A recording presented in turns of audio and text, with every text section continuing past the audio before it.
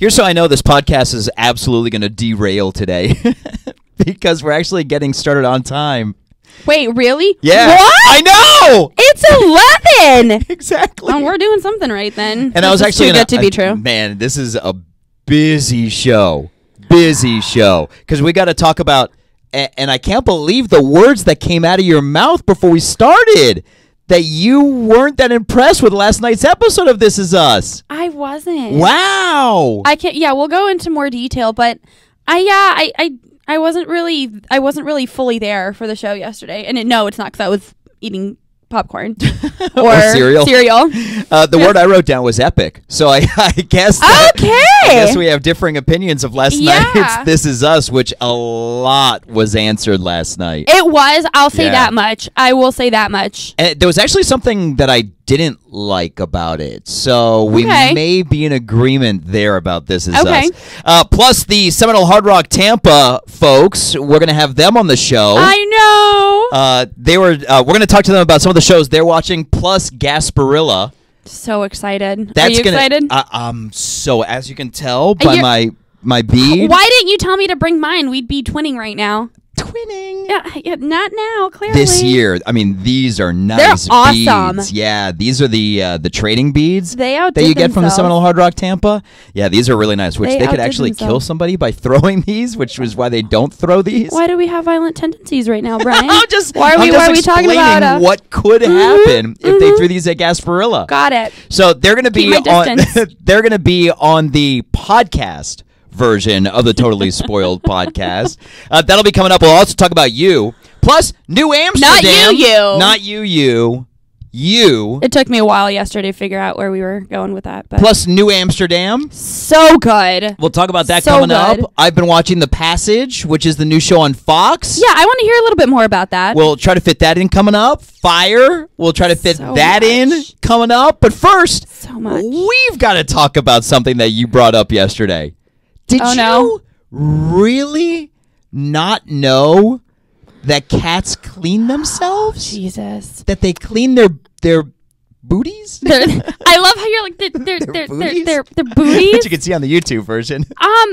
Yeah, I had no idea, and I was very shocked because this all came to fruition or conversation because finally Tucker has his pen out, like hallelujah, praise Jesus. Which if we weren't recording this podcast at 11 o'clock in the morning, I was going to bring in bottles to pop. Because that's how excited I was. You were going to bring in Tucker. No, which I could. I mean, it would get him out of the cage because he's still in the cage. 2 more weeks, right? 2 more weeks. Oof. Yeah. But baby. the pin came out. Did you see the size of it? Yeah, that whole thing was in his little guy. Well, you know what? Tucker and I have something in common. You both lick your booty. Look, you're not. You're not. This is the first and last time I ever tell you my deep and personal secrets. Thanks, Brian. And I'm out on that one. I can't top any comment on that one. So what do you and Tucker have in common? Besides that one, thanks for putting that out there. So I had a metal steel bar put into my hand. So that was when you fell. Was that when you fell off the roof? Like the oversized, large, like child house roof? Yes. So, I fell off the roof twice. I forgot. Yeah. Jeez. So you had a pin in your arm? So I'm going to have to put my mic down for this one. Which is perfect for a podcast. I have never... I'll get closer to your mic. I have never seen this scar here. Yeah. So I have this. So that was a double compound fracture. If I kind of flip it this way, do you see that? Oh my God. So I had my own human pin go in here that was probably about that long. In all this time I've known you, I've never seen that scar. I'm accident prone. Yeah, imagine that. Imagine that. You literally fall down the second somebody comes into your office and goes, "Hey!" You're like, "Whoa!" Whoa! Yeah. So I can imagine that you're accident prone. There's a little truth to that. So yeah, Tucker and I, besides the licking the booties, the booty. How did you think that they clean themselves? Because, okay, so this is how it came up yesterday. We were talking about this in the hallway, which is a great hallway conversation about cats licking their booties. No wonder we get weird looks all the time around here. John McMartin's like, can you guys keep it down? I'm trying to do some work, and all I hear is this talk about licking booties. Yeah. So we were talking about whether Tuck still has to have the cone on. Right. And the reason he does, so they said that he can have the cone off because the pin came out, but it's an open wound. So if he goes back to lick, then the cone has to come on, which I put him in the cage yesterday without the cone, left him alone to see what was going on. Everything was going good. I'm like, oh, this is going to be awesome. But then he went for it and started licking it. So I had to break into the cage. I'm like, no! And like jumped into the again, like, no! And like, so, wait, sorry, that was what? It was no! No! You're not going to do that. So for me to even understand cats, I'm going to ask another question. So they clean themselves by licking themselves. Like, is there somewhere they can't lick themselves, or they're that flexible or whatever that they're really flexible. Can go anywhere? Is this a question to ask? This isn't just cats. Like, dogs do it too. Have you never had a pet? I see dogs like they lick like their private areas, and they just like they're there. They're very. But I've never seen them contortion it, like do contortion stuff. Cats and like bend, which obviously this is going to be good for YouTube. This is definitely the podcast to watch, not here. Cats like keep twisting. I mean, keep twisting. I totally would lick my booty, but I hurt my back. Sorry, so you're not as talented as me. I can't reach, or else I totally would. But yes, that's why he has to have the cone still on, because it's an open wound, and they've got so much bacteria on their tongues. That it can get infected. Yeah, that it can totally get infected. Aw, little guy. That should have been the name of the show, the Totally Infected Podcast. All right. We'll have a lot of viewers. Let's That's a catchy name. Here. At Brian Fink, at April on air. Thank you so much for following and subscribing to the Totally Spoiled Podcast. Good job. I had a lot of time just to chill with Tuck, so I've been practicing. Just repeating it over and over. Enunciate. That's all I do when I'm chilling with him in a cage. I'm like, totally spoiled watermelon. All right, so brand new episode of This Is Us last night, and going into it, when it started, I'm like, this isn't going to be that good of an episode. I was like, okay, maybe we'll talk about like a few parts of it, but to me, as it went on, I thought it was epic. Really? Yeah. Why? What about it? So there was a lot about it. One of the things that I loved was, and I guess it wasn't really the episode itself, but it was how it was directed, how it was pieced together, the parallels when they would show Jack heading off on the trip, and they would show the big three heading off on the trip, and they would just show the parallels of it. I thought it was amazing. Yeah. Like when he was leaving and you saw Rebecca watching him and watching the big three. Right. And then when they pull up and they're pulling up and he's pulling up and they're at the door and I just thought it was amazing, the cinematography with it and the writing. I guess. I don't know. Maybe I think, and this is maybe we'll disagree. I thought it was too much. Really? Yeah, I like flashbacks, and I like to an extent of there being like parallelism, but it was too much for me. I think the whole thing about this episode it's still great. I'm still a fan by all means, but from that, and then just a lot of scenes, it being very concentrated still with the war. What I do like is there were a lot of things answered. One thing that I'm glad was answered was, remember, God, I don't even know how many episodes back this was, but where we talked about it. Why did, when the bomb go off, it triggered Jack to thinking that his brother was in the water? Remember, we didn't know that. No, we knew why. Because he was looking for Nikki.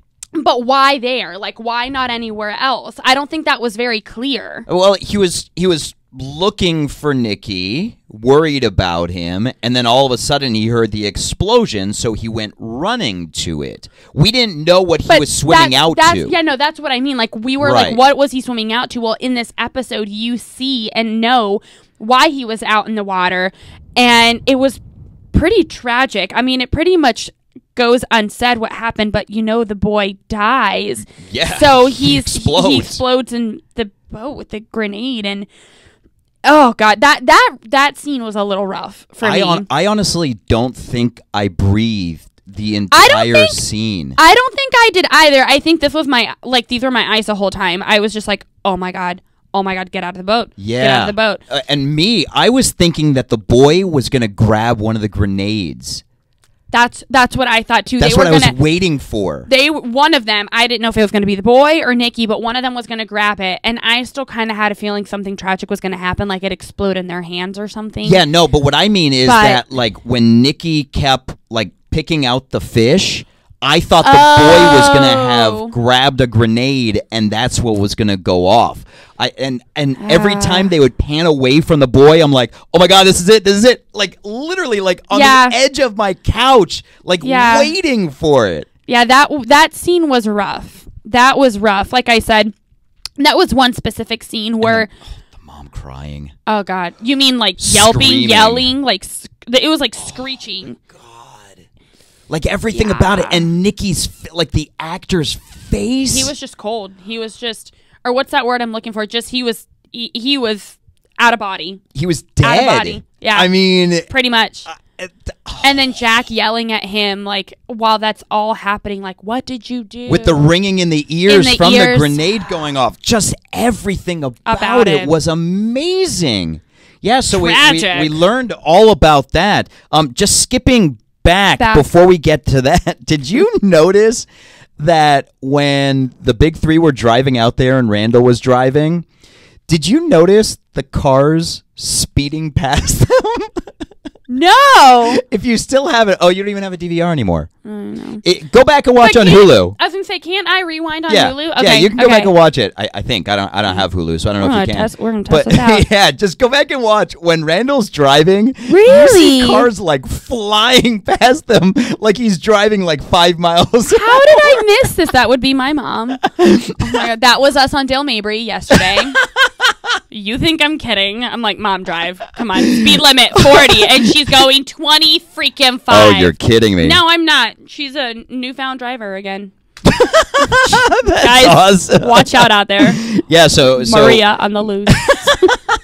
Love you, Mom. Please just give me the heads up where she's driving so I don't go anywhere near her. I'd appreciate it. I'll give you a play-by-play. Yeah, so on last night's episode, I mean, we not only learned about what happened there, but pretty much why Jack said that Nikki died there and why he pretty much like put Nikki in the past. Didn't he say something along the lines also of like precisely that, like, you're dead to me or this is it? Like something where it was basically the final straw. Yeah, he didn't say you're dead to me.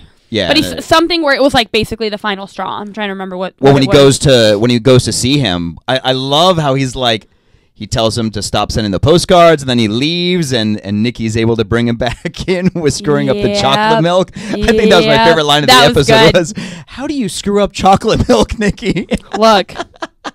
That is so awesome. Everything is possible. But what's incredible is we're learning that your perfect man, Jack, wasn't as perfect as they built him up to be. And we saw that coming. Didn't know how or when, but we saw that coming. It was basically foreshadowing it for quite a few episodes.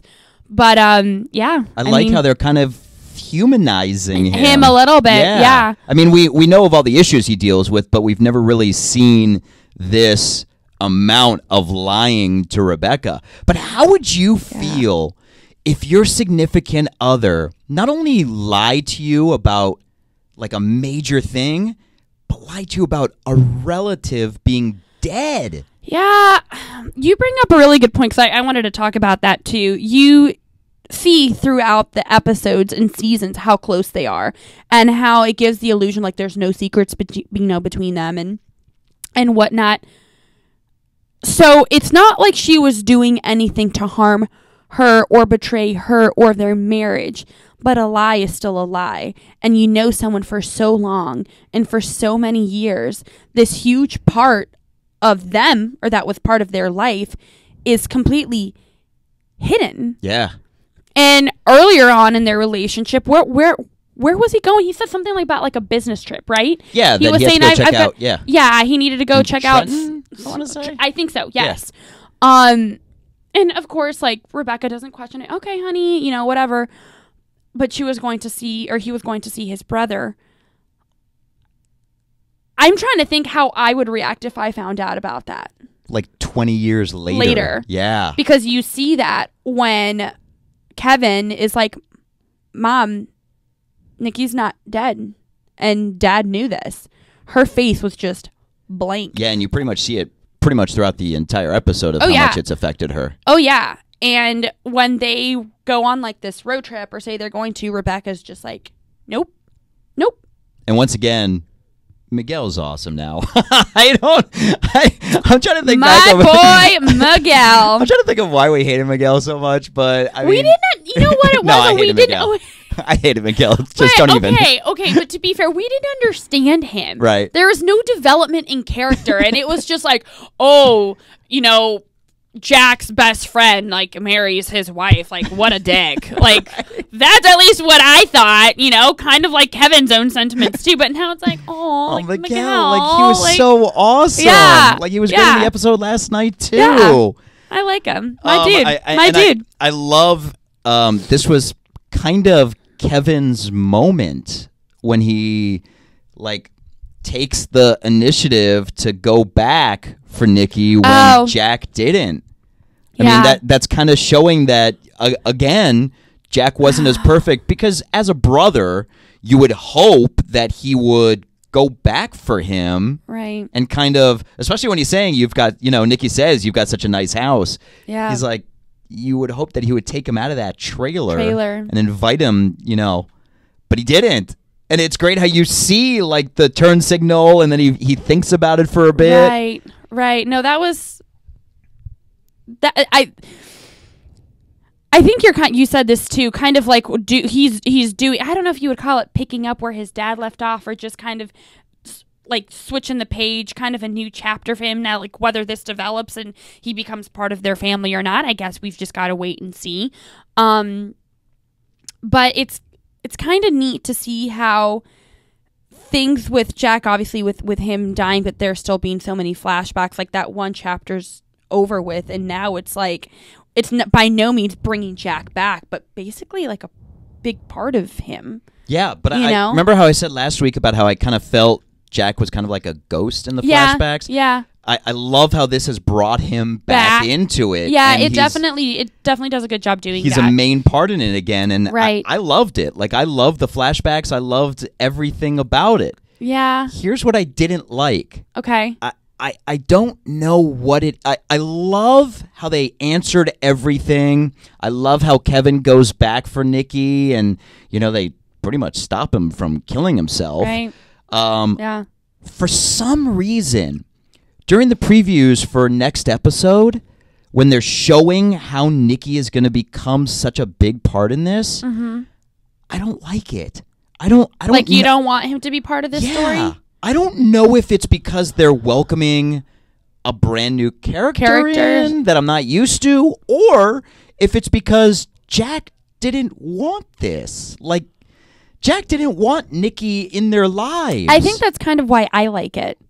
It's kind of rustle some feathers and possibly add a different dynamic to what their family is or is becoming. It showed that Rebecca's going to be asking questions. So absolutely. Yeah, so there's going to be stuff, but I don't know what it is. Like, the entire preview. I'm excited to figure this out. I think it's going to add more dimension and another layer to this family. I mean, don't get me wrong. I think the guy who's playing Nikki is great. I think the guy who played young Nikki, I think this new Nikki... It's going to be better? No. I think they're both great actors. Okay. I just don't know what it is. And it was... You know what kind of... Could be the Miguel syndrome. You don't like him at first. And well, that's what I was going to say. It's kind of like the Deja syndrome, too. Like, when she was brought into it, I was like, Speaking of, she's kind of not... But I mean, there's no storyline for her right now. Yeah. I mean, Randall kisses her goodbye when he leaves for the trip, so we kind of see her there. But there's really no storyline for them now. There's so much else to. I mean, I I love that they answered all of these questions, but I'm going to have to see. I don't know if I'm a big fan of Nikki being in it. I mean, we'll have to, like you said, I think we're going to have to figure out and see. But I like this new dimension that's being added to it, which I think Nikki's going to bring. So I'm excited and curious about it at the same time. I might not end up liking it. Doesn't mean I will, but I'm curious to see where it's going to go. Right. I think it's going to, like I said, develop the story more. And again, we're going to have to wait until February 5th. Because the damn State of the Union. That's why there's no episode next week. Yeah, Melly, who watches us on YouTube every week, Melly. Was talking about, we're like, why is there no episode? And it's a stupid State of the... I'm like, I don't care about this country. I can't. Only the Maple Leaves. Only the Maple Leaves. Not even the Maple Leaves. It's the Canadians. What the hell? I'm not from Toronto. I'm from Montreal. Oh, yeah! Jesus, if you're going to make a Canadian joke, at least get the team right. Holy crap. All right, so we've got the folks from the Seminole Hard Rock Tampa, which we're going to be talking to them in a bit. Yep. Okay, I'm going to talk about we're going to be talking about You coming up, which you haven't watched, or do you even know what You is about? No, I don't. You talked to me about it and then end the conversation very quickly. It is so I want to know about this. AF. Creepy, like April doesn't like it creepy, or can April it's not tolerate like scary it? Or like, okay, so I would be fine. You'd be fine. It's so this guy falls in love with this girl at first sight. This girl comes into his bookstore, falls in love with her, and starts stalking her to the point of he does everything to try to make her fall in love with him. Like getting into her passwords, stealing her phone. To just get to know her better? No, to have her fall in love with him. Kills her ex-boyfriend. What? Kills her best friend. So what, he's the only man standing? Is that the goal? I guess that is kind of the goal. But the entire, so the show is like he gives like this monologue during the entire show. It's him like speaking to her. So I'm on episode 7, I want to say, and I think this is one season. I think there's 10 episodes. Yeah, season 2 is supposed to come out later this year. Okay. I think there's 10 episodes, and it's going to be interesting to see how they spin that as to what this monologue is.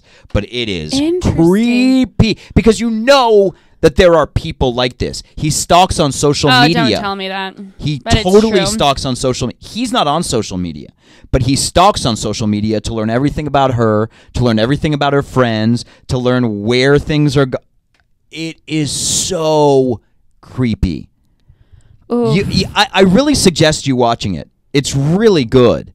But it is creepy. I'll have to give it a shot. And it's it's got people polarized that I saw. Like some people are like, I can't get past like 1 or 2 episodes of it. And then other people are like, I absolutely love it. Yeah, absolutely. So New Amsterdam. I was about to say about those shows of Give Me More. You binged that all this weekend. Twice. Why do you need a binge? And mind you, I worked this weekend too. Why do you possibly need to binge a show twice? It's just so good. It's so... You could be watching so much more. But like, I binged You. I watched Fyre on Netflix, which is crazy. So here's the thing. You know how people say watch a show once and like you watch it again, or even movies and you catch things like you didn't see the first time? So that's kind of why I did it. And also, this storyline is so great. And Dr. Max, good one, is so beautiful. This is kind of the reason that I say not to binge stuff. Because of what you just said. Because you have to go back and watch it twice. What's wrong with that? Because, how many episodes did you watch? Do you know? It was 11. So yesterday it was the 12th one. So it's like perfect. Like Tuesdays are my days now. Because it comes on after This Is Us. Yeah, I got This Is Us at 9 and then New Amsterdam at 10. I am set. And what's the basis of it? So all things aside, and just how captivating it is and good looking the doctor is. Because that's the important thing. No, it's not. It's just a plus. Okay. This story is actually really beautiful. You find out, I think it's in episode 2, that and it's based in New Amsterdam, like an area kind of right outside of Manhattan, like in New York, where it's low income, not really a good situation. A lot of people going through difficult situations, and it's a public hospital. Well, it's kind of neat because it touches on kind of the politics that there is in the medical industry as well. And, how people wonder about, should I go to the doctor and then get stuck with this extraneous medical bill, and do these doctors have the right mindset and intent for me and my well-being, et cetera, et cetera. So it touches on the politics side of it, but also on this one doctor who wants to just help people, not worrying about money and stuff like that.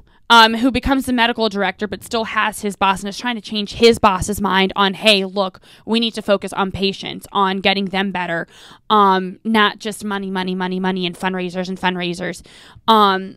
But it turns out, and you find out pretty early on, that this doctor has cancer. Oh, wow.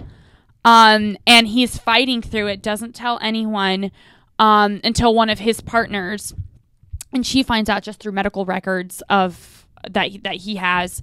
So it's a beautiful thing where he's struggling with cancer and yet puts everything, including his own health, aside to help these people. And the community he builds within his employees and patients is absolutely beautiful. And he's going through this struggle, and he meets his wife actually in a hospital, and it was her and her dance partner, and they were in some dance competition. He got injured, meets her there.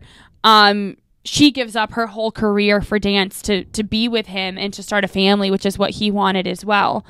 And you see the struggles they go through as far as his work-life balance, being there for her in her pregnancy and battling with cancer, taking on his role as medical director. It's so intricate. There's so many pieces. And the writing is really good with it? The writing is incredible. Wow. It's incredible. The actors, I love it, at least for me. Sometimes I feel like when you have big name actors or names or faces you recognize, sometimes it takes away from the organicness of it. These were people and actors and actresses I really hadn't seen or heard of, and they knock their roles out of the park. That's awesome. It's awesome. It literally every single episode, I think I was telling you this, I have had tears come out. Wow. Because it's so powerful. Really? You need to watch it. You really need to watch it. And I kind of saw, so I guess last night's episode was more people finding out about him being in chemo, and it comes to reality in episode 11 because he basically collapses. He goes to visit this site. It's like a park, a lake that him and his sister used to go to. His sister died. And he goes with his wife, and the reason why he actually went was to spread her ashes. And the wife steps away, like from the dock, just kind of lets him have his moment with his sister in peace and quiet.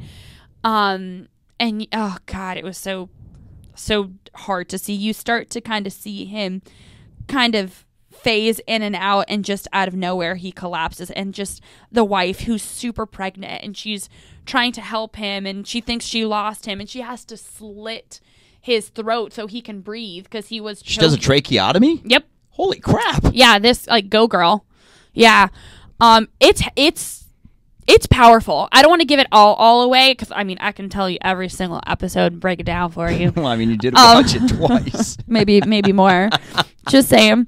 But it's just so incredibly well written. The actors and actresses do such an amazing job at their roles as well. I mean, it's a must see. And there's so many shows out there that have to do with the medical industry. Like people for the longest time raved about Grey's Anatomy. I'm sorry, like Grey's Anatomy is good, but New Amsterdam, it's next level. I'm obsessed. I'm obsessed. I see that. Borderline where I don't know if I'm going to get heat for it.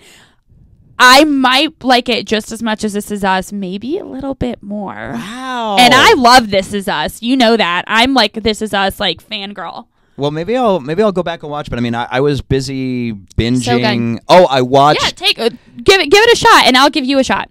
Okay.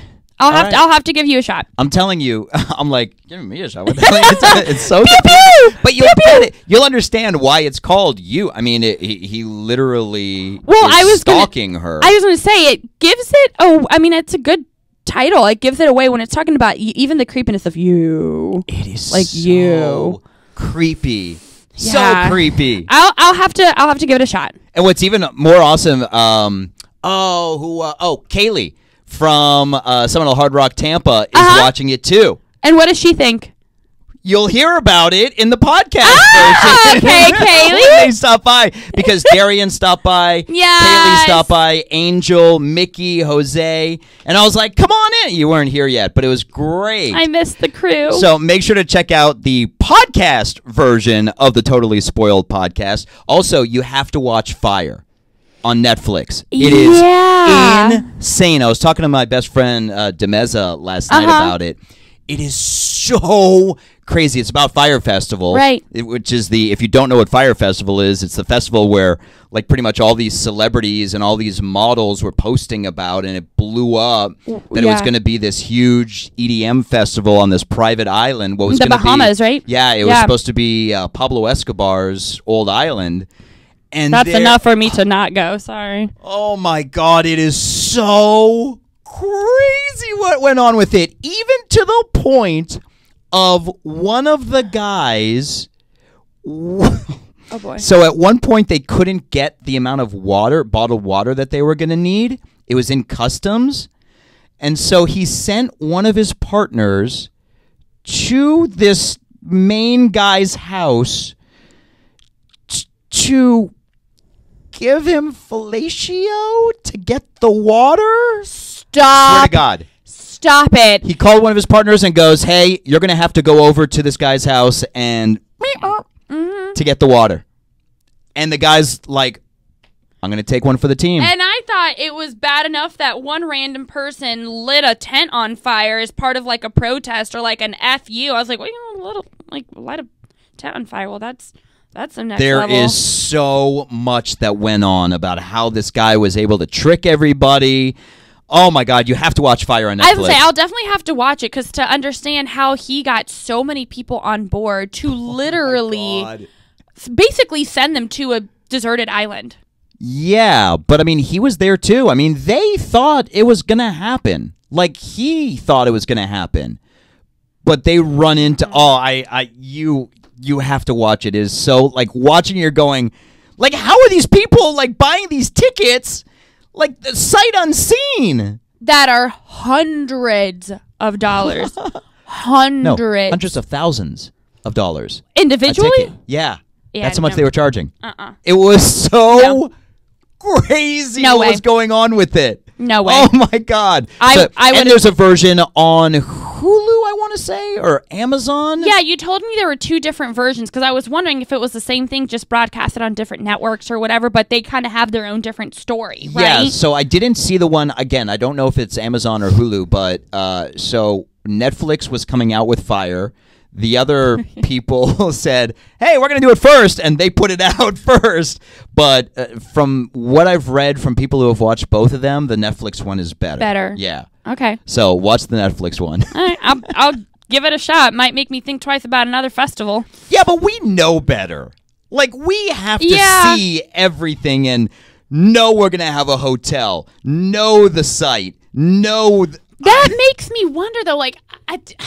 You doing your research or homework on it. I mean, if the information was provided there and you're basically fooled. Because people were asking questions like on their Instagram and stuff, and they just kept funneling it and nobody was answering them. And they're like, all right, let's go. Yeah, I couldn't do that. Let's go. Hop on a plane. Yeah. And they thought it was going to be like a luxury plane. It ended up being just like, oh my God. Oh, yeah. These poor people, man. Oh, my God. So that's Fyre on Netflix. Check it. It's an hour and a half. Not bad. Instead of watching New Amsterdam 5 times, you can watch. Never! At Brian Fink, at April on air. Thank you so much for listening to the Totally Spoiled podcast. Oh, man. Oh, my God.